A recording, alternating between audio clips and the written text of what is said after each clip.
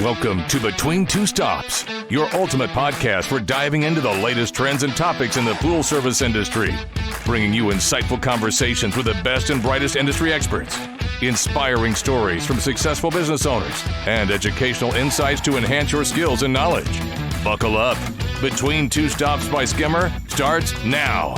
Welcome to Between Two Stops. I'm your hostess, Niki Acosta, and we have a really interesting guest with us today. We are joined by Derek Callow, the CEO of Swimply. Say hi, Derek. Hey, Niki. How you doing? Great to have me. Great to be here. I'm great to have you. It's been a long time coming. We've been talking to y'all for quite a while. There is certainly a need out in the pool universe for pool pros who understand what Swimply is and can cater to your customers. So we're really excited to have you on today. But before we get into that, I wanted to ask you about your journey to Swimply, your personal journey. Can you give us a little background on that? Sure. So I didn't found Swimply. I got connected into Bob Laskin, who founded Swimply in 2019.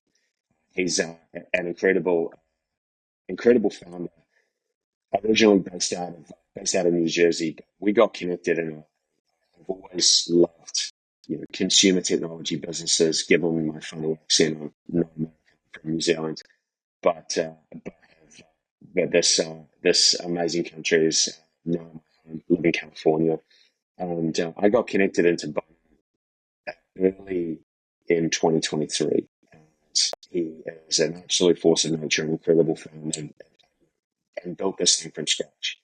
So I really just felt a really good connection with him. I initially joined as COO, so working behind the scenes to lead a big portion of the business and help him continue to grow.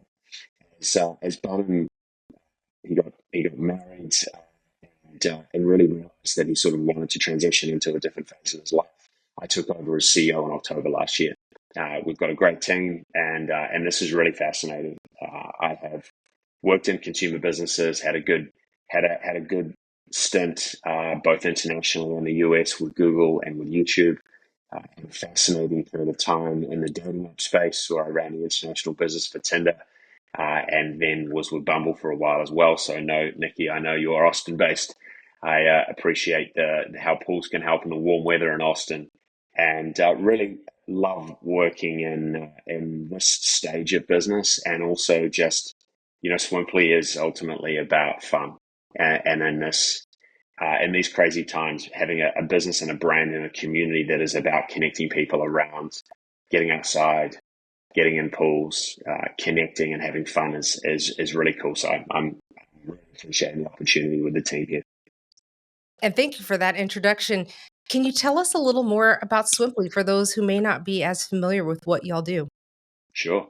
So Swimply we're ultimately about helping homeowners rent out their underutilized home amenities, right? And home amenities, obviously, the core thing was you can access, as a guest, private swimming pools by the hour in your local neighborhood.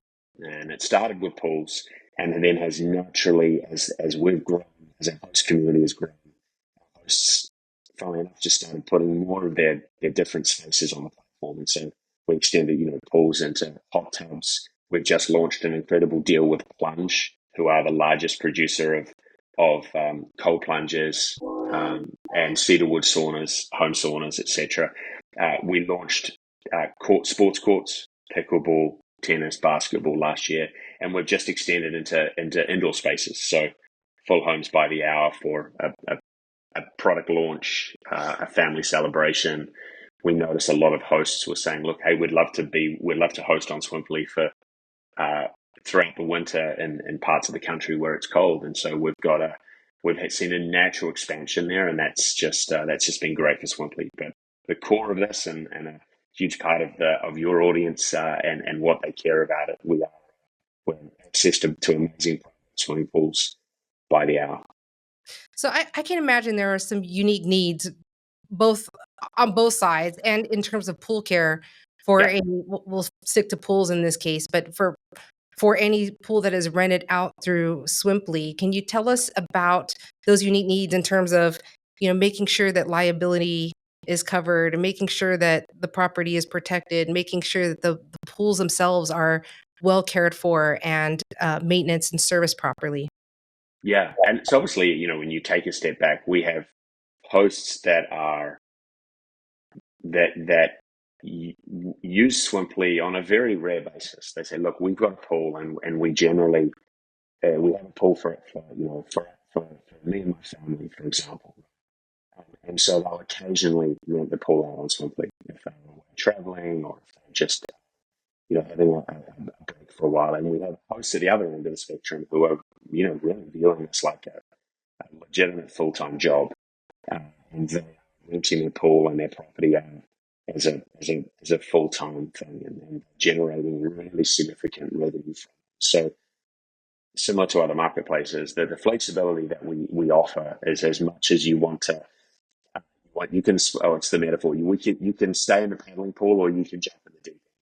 Right. So that is great. Now, obviously, on that spectrum, we talk about like a really full-time use case, as you are getting a lot of people in the pool, and that requires then real knowledge of an expertise and a real attention to detail to ensure that that pool remains balanced correctly, is clean, etc., etc. And so we've got a really vibrant host community, and so a lot of the conversation, you know, we're close to 12,000 hosts on the platform.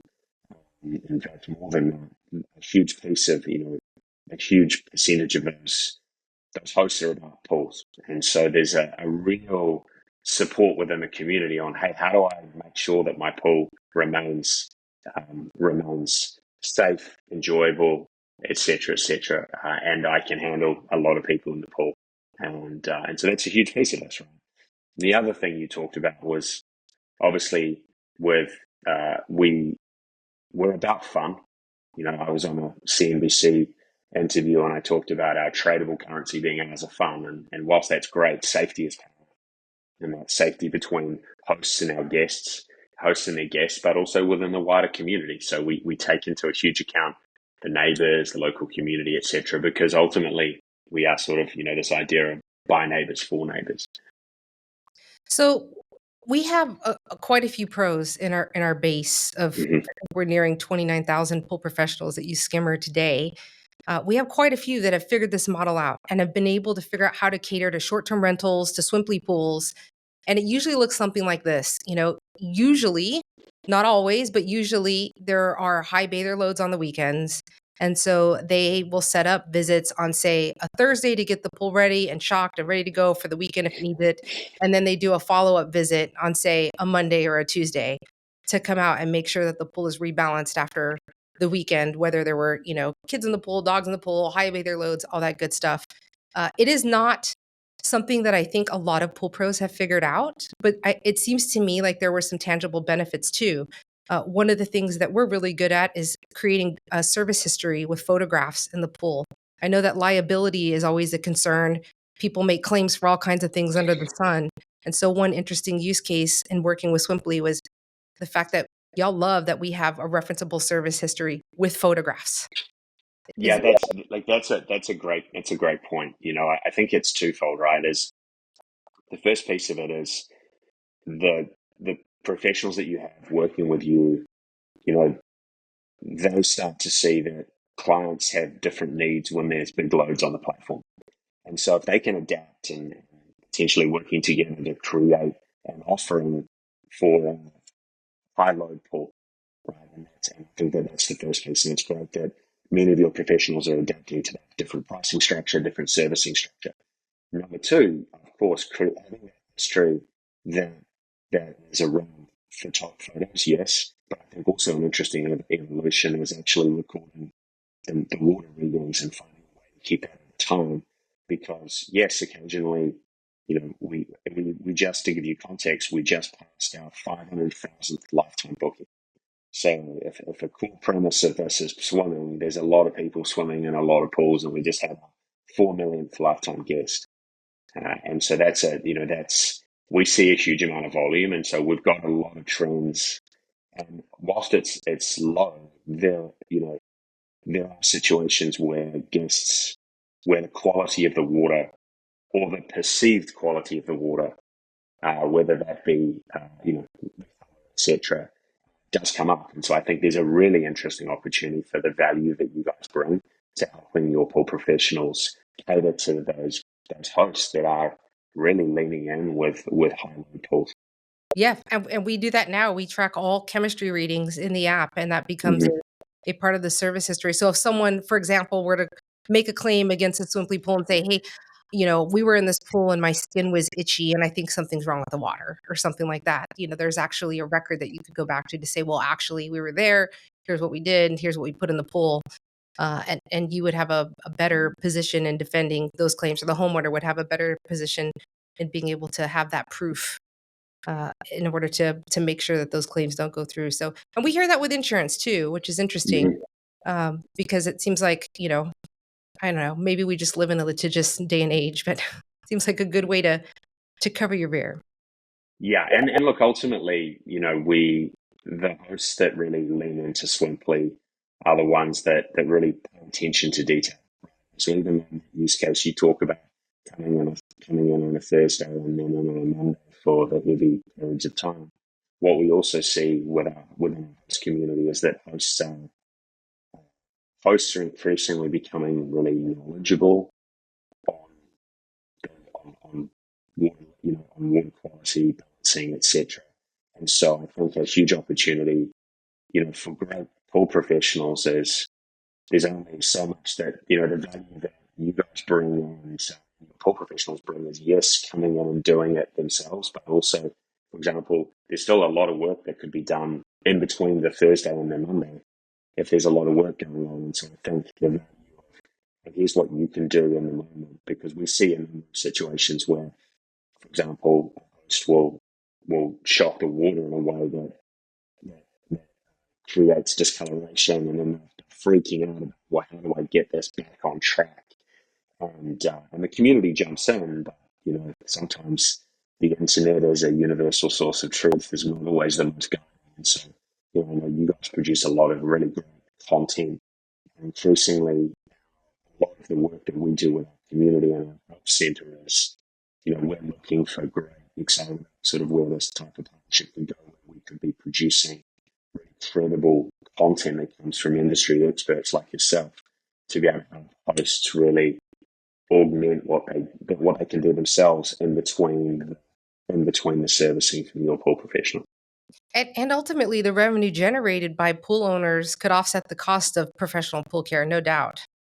And I think very clearly the hosts that really invest in Swimply, the cost of pool care is a cost of doing business. Very rare. We always the conversation that host community has is less about how do I necessarily find cheaper pool care. It's how do I find better pool care, because when they lean in, they understand that this is an investment and delivering, ultimately in the hospitality business, and we are delivering. We're hoping that host community deliver a great experience to the guests, and obviously, given that we're a marketplace, we have double-sided reviews. Guests review hosts, and hosts review guests, and hosts that and the rating system that hosts have, they care a lot. And so, because that has an influence the the results algorithm, and hosts that have got a better rating show up better in search results. And so that's where this investment in water quality and the swimming experiences are important. So where can folks find Swimply pools these days? Is it primarily in the US? We're in all 50 states in the US, and we're also in Canada. And then we've got a really interesting community in Australia as well. So when it's winter over here, we often test a lot in Australia, but we're in all the states in the US. And so as you said, you're in Austin. We've got we're the thing that's really interesting with Swimply is that it's not just about big cities, because we see these communities looking at how the communities form is all it takes is a handful of swimming pools and a handful of families. And then what we noticed early on was like, obviously our core use case, let's pick a natural use case is parents with kids and it's hot. And they're like, well, what are we going to do, on the long summer evenings, or what are we going to do on the weekends for entertainment to tire the kids out and have fun? So, we as parents can also have fun. So Swimply is a core use case there, but it could be that a mum or a mum pops into a Facebook mums group in, say, Austin, and says, "Hey, I just found out this amazing new thing called Swimply," and we notice that that'll be in Austin, or be in Boise, Idaho, in Tulsa, Oklahoma, and we see these little communities pop up, and that's really cool. Yes, in big cities like Austin, like LA, like the tri-state area in New York, like DC, like those communities are huge, but with these really small communities that pop up, where hosts that are in a little bit unique places, they have burgeoning businesses because there's also not a lot of public pools around. And that's and that's what's really cool, is we're sort of democratizing access to this stuff, which is cool. Again, a great way to kind of offset the cost of owning a swimming pool, which is not inexpensive by any stretch for a lot of folks. No, it's not, and I think we see it, especially in these sort of tough economic times. I think everyone can see and hear how expensive it is to buy a pool. It's also very expensive to maintain and own a home, whether that be insurance, whether that be maintenance costs, etc. And so I think what's really interesting is existing pool owners are like, hey, this is great. I was talking to a host and he was like, look, we were pretty cash strapped, and at one point in time, we were actually thinking just about draining the pool and potentially just filling it in, because we just couldn't afford it, and his wife had lost her job, and so then he was really grateful, because he's like, this really saved not just our ability to keep the pool, but just pay our mortgage and stay in our home. And that's really cool. Like that, yes, we're about fun. I think when this when this actually helps people stay in their homes and cover those costs. And then on the other side of it is, in a much nicer way, whether it's a pickleball court or a pool, is that I see people go, wow, if I'm doing the math, we would always love to put a pool in the backyard, for example, but suddenly it was an expense. Now we can sort of, like the Swimply version of a mortgage calculator, we can start to go, wow, we could actually offset a huge amount of this investment. We could pay back this pool in X number of years. Then suddenly that becomes a really interesting, kind of very different way to frame pool as an investment. There is also a load of fun for friends and family as well. And I've heard a similar story. I've got a girlfriend who's a host, made $12,000 last year renting out her pool. The first year out of the gate working with Swimply. And because she invested that money, now she can afford the replaster job that she's going to need, because her pool, when she bought the home, was a little bit older. So yeah, I think the interesting metric that's pretty good earnings for the first year. I think the interesting metric we see from when we survey hosts is that hosts generally invest around 40% of their earnings back into improving the product. So that could be putting in a new pool, putting in a new heater, putting in a little outhouse, buying a cold plunge to go alongside it, landscaping the garden to make it more interesting. And so I think that's always fascinating. So one thing I saw in the news recently was that Swimply is now offering swim passes. Can you tell us about how that works? Yeah, and so when people use pools, sometimes it should always be about fun, and then secondarily, it might be about celebration. So let's say it's someone's birthday party. But what we noticed was that health and wellness is a huge piece, and so people are using the pool on a more frequent basis, or parents wanting to take their kids, once or twice a week to a pool, in a way where you would sort of view this pool as an extension of your own, right? And so you'd swim in it as frequently as you would if you owned it. And so we worked with a number of hosts. And so now a host can set up a monthly price to access the pool. Let's say, okay, I want to do, we've got 3 versions. It could be Monday to Friday, off peak, or all access. So let's say I want to, as a host, I want to enable, let's say 7 a.m. to 12 p.m. off peak Monday to Friday access for someone to come in and wants to use it for swimming lessons. Right? And it's nice and easy. So we're at work at the time. There is site access, and it's really easy and self-contained. So we give a recommendation to the host on what the price could be. The price is set. The host still gets to accept or reject the price application, and the guest still has to use the calendar to book. But what's really interesting is that then drives additional bookings off peak. And we also get some hosts that are like, hey, I don't want to deal with a whole bunch of people new bookings from guests that I haven't met before.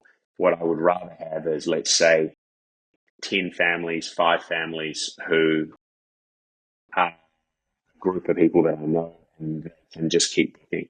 I'm going to accept that maybe I don't earn maximum amounts as I could if I was always renting this by the hour, but it keeps my community tight. Well, certainly a great opportunity for pool pros, an awesome opportunity for pool owners and pickleball court owners and cold plunge owners and tennis court owners. So it's great to see y'all expanding and growing, and I know you're busy, and so I want to thank you so much, Derek, for taking the time to talk with us today.